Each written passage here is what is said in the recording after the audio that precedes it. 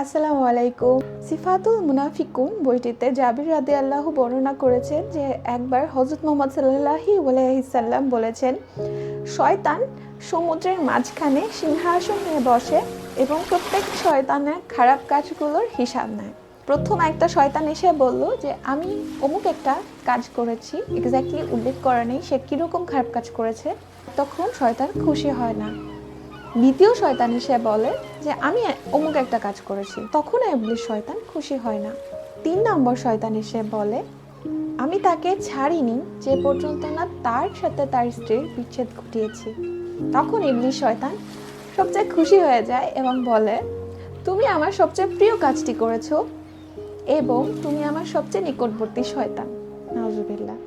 So আপনি যে কেউ হয়ে থাকেন, আপনি যদি কারো বিচ্ছেদের কারণ হয়ে থাকেন, তাহলে আপনি হচ্ছে ইবলিস শয়তানের সবচেয়ে নিকটবর্তী। যারা না বুঝে এই কাজটা করছেন তারা এখনই বিষয়টা নিয়ে সচেতন হন এবং আল্লাহকে ভয় করুন।